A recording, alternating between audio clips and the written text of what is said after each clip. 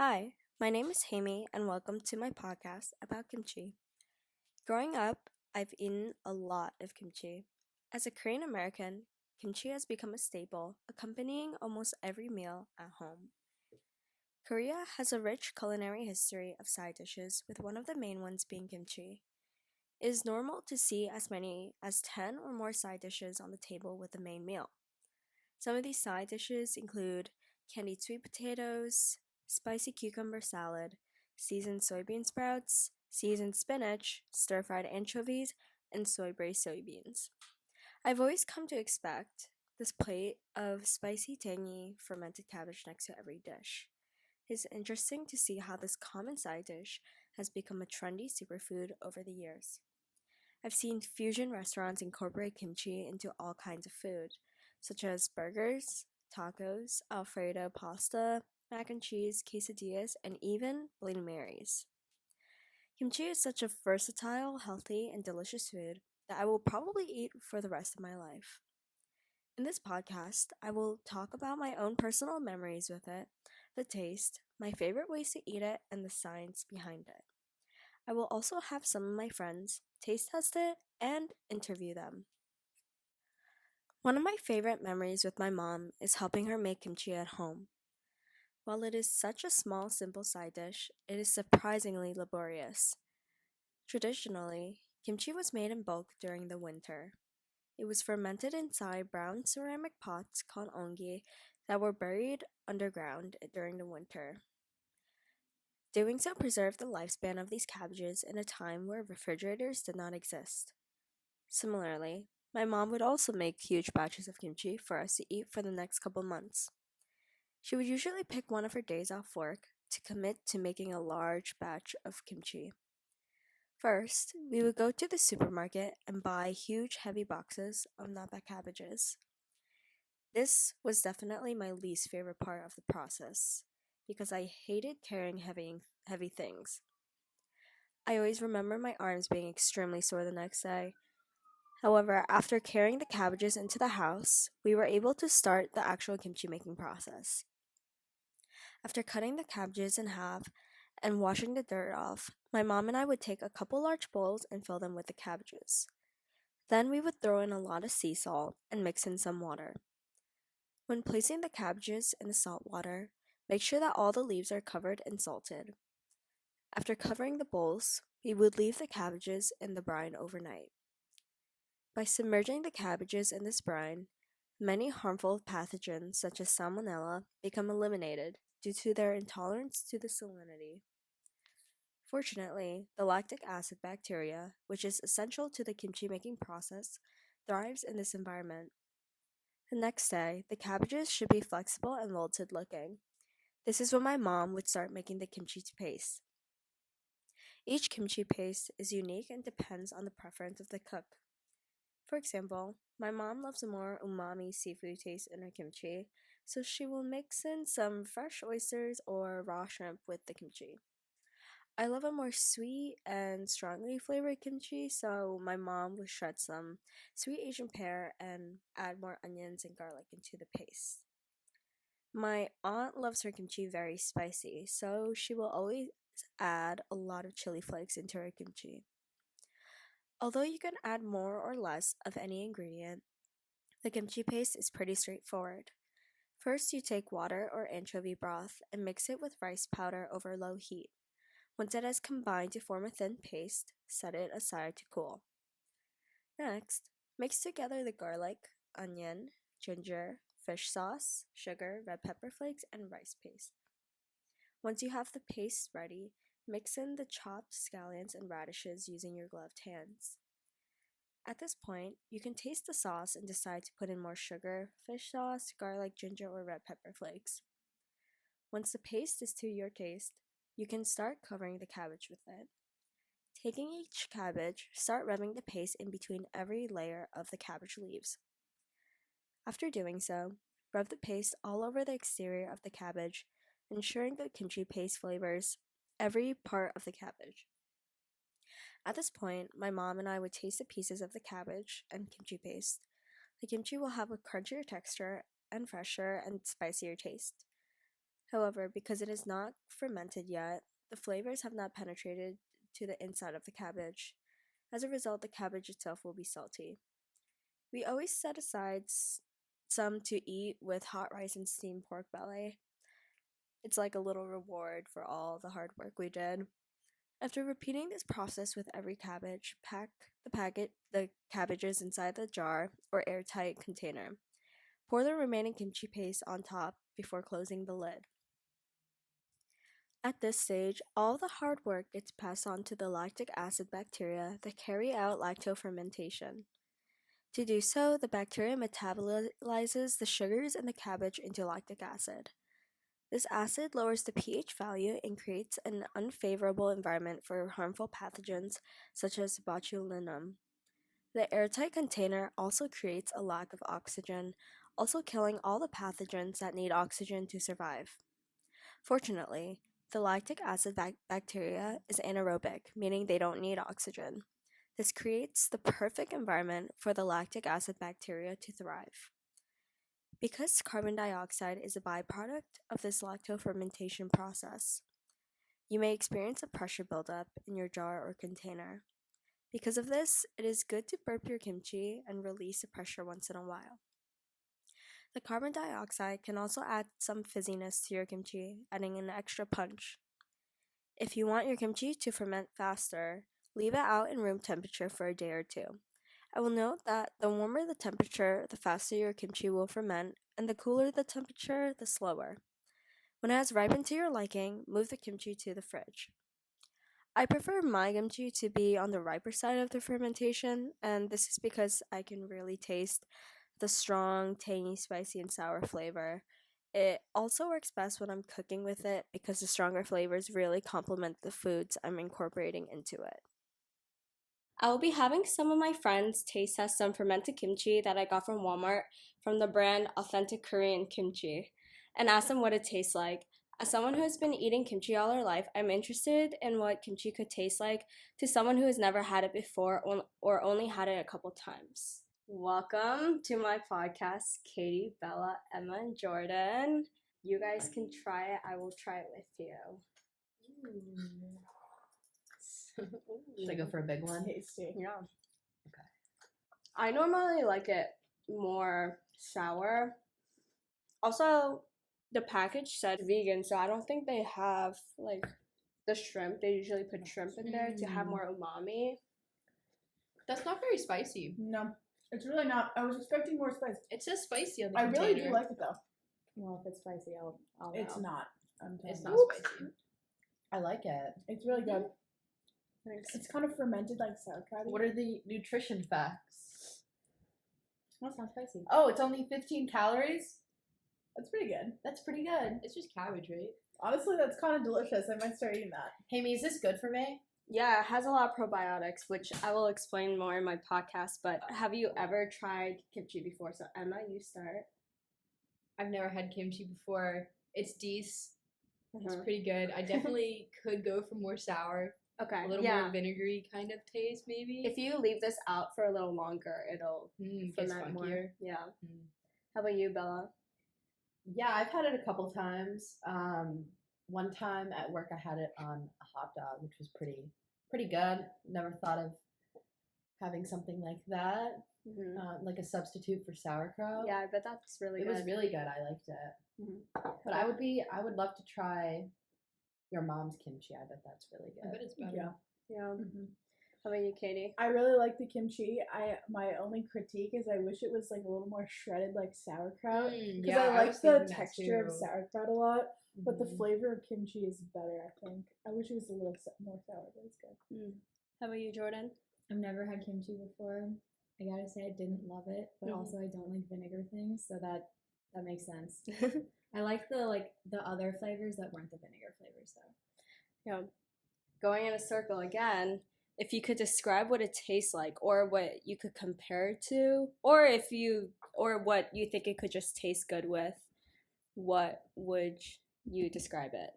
Well, I mean, like, yeah, I think feel like it tastes like sauerkraut because, like, I've had sauerkraut and I haven't had kimchi. And I feel like it would be good. I feel like you could put us on a lot of stuff.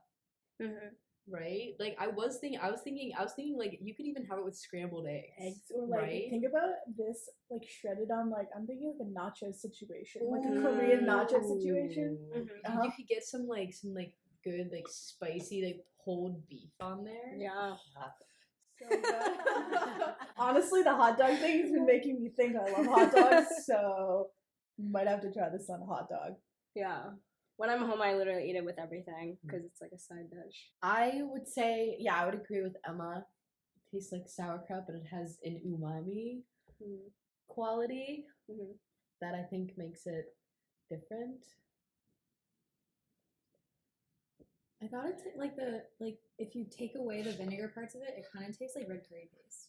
I don't really know what the spices are in it, but like it's the ingredients are basically just like red pepper flakes. And it's probably the red chili pepper. Yeah, that makes it taste like the red curry paste. I like the fact that there's garlic. Like I do get a garlic flavor from it, and I like that. It's superior than sauerkraut. Like I wish it was spicier. Has more depth. Yeah. Yeah. I wish it was spicier. It would taste a lot better if they actually put like because my mom puts like fresh oysters in hers, or like puts like some raw shrimp. Like you can't really like taste like the seafood. It's just like there's like the extra oomph. Yeah. That's a part of it. In addition to the kimchi that I bought, I have also prepared some kimchi fried rice here today so that my friends can try what kimchi would taste like cooked and incorporate it into a meal. So some background. One of my favorite dishes is kimchi fried rice. By combining chopped kimchi, onions, pork belly, kimchi juice, rice, sesame oil, soy sauce, and eggs, you'll find a spicy, comforting dish perfect for any meal. It is simple but also so flavorful and fulfilling. Cooking the kimchi in the pan also caramelizes it, giving a new delicious flavor. Whenever I was hungry and my mom asked what I wanted for lunch or dinner growing up, this dish was my go-to. The strong, tangy flavor of the kimchi flavored all the other ingredients in the mix, and the rich, fatty flavor of the pork and sesame oil would really balance and complement the kimchi.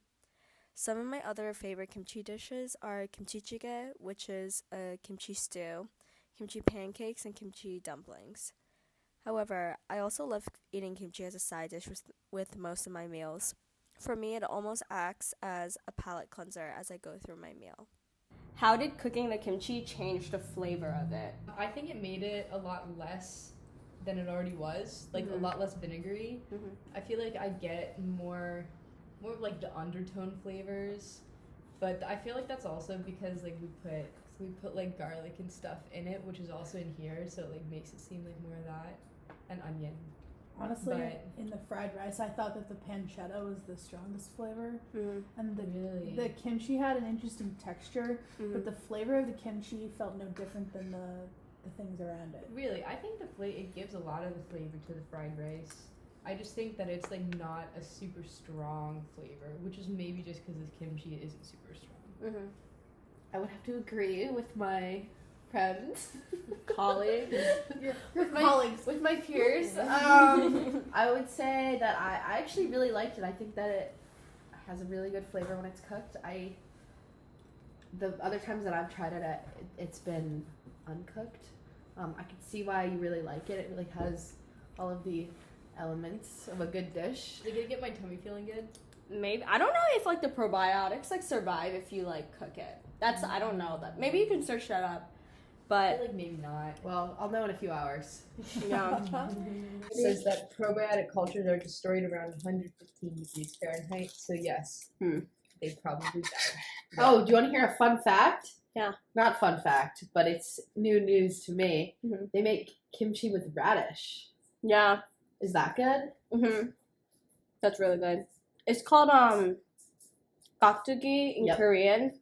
I think I would like that. If you eat that with like rice and stew, it's like a side dish. It's really good because it's like really cold and refreshing as you're eating like the hot soup. This is that sometimes it has ginger in it, and I bet that would be really good. Yeah. I have ginger in the fridge. We should have put some in.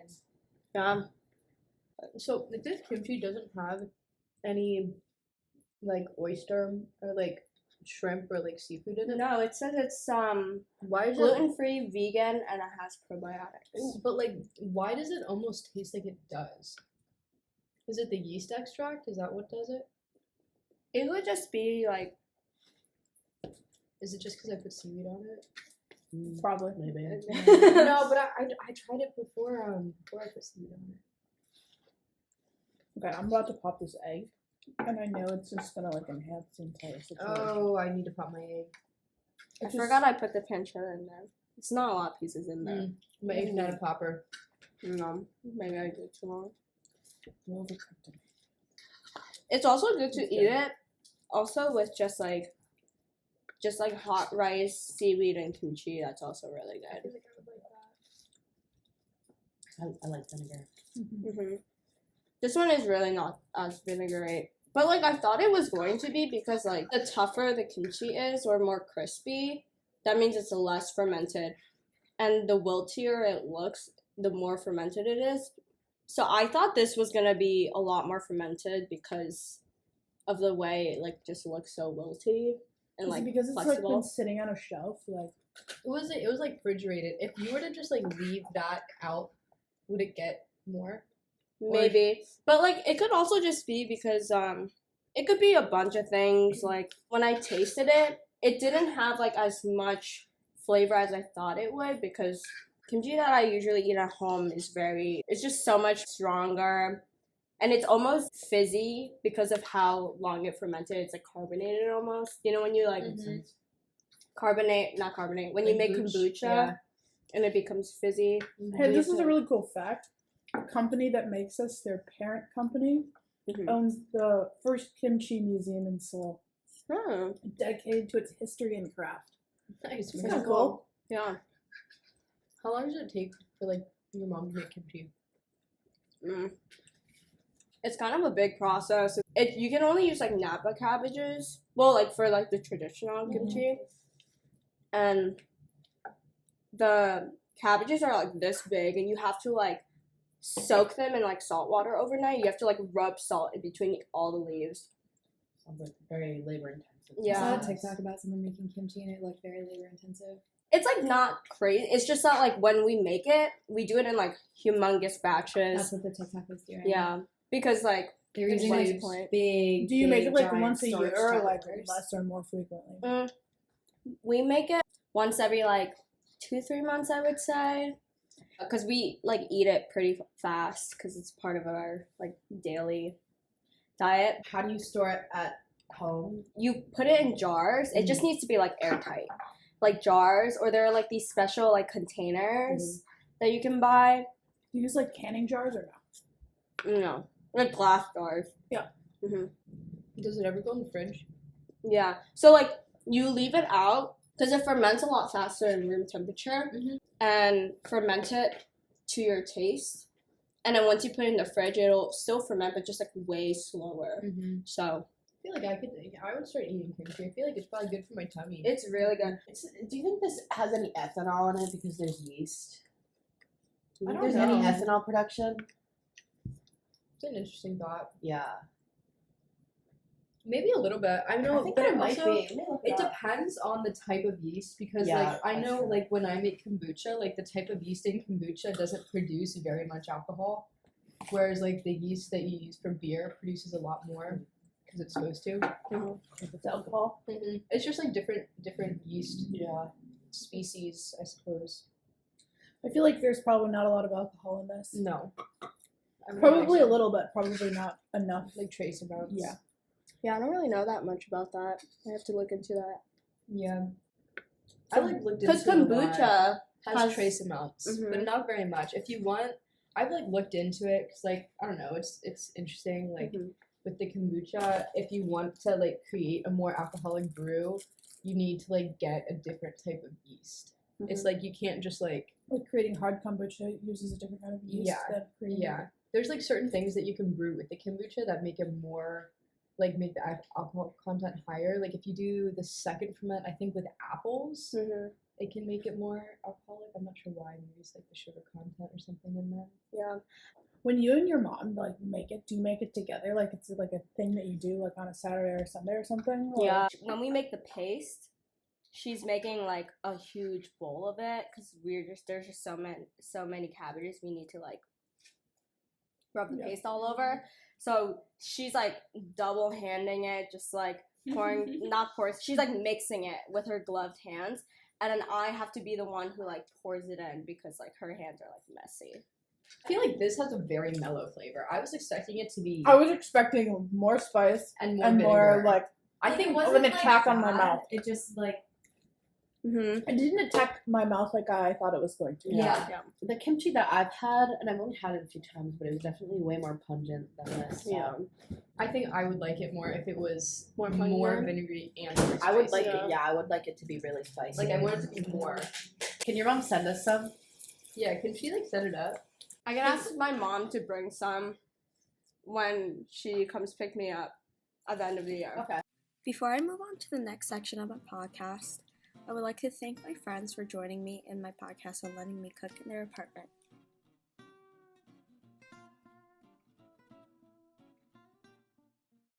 When I arrived at college, my diet completely changed. I went from eating kimchi almost every day to not eating it months at a time. I would only be able to eat it for a couple weeks whenever I was back home for break.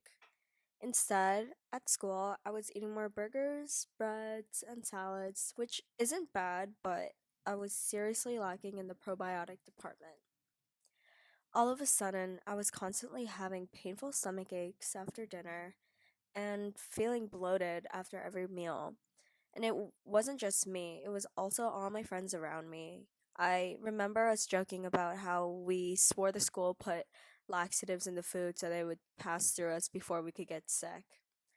I always wondered what the problem was, and it clicked when I would miraculously feel better when I ate at home. Now let's talk about why that is. To do so, we need to start with probiotics. Probiotics are live microorganisms that provide health benefits on the host.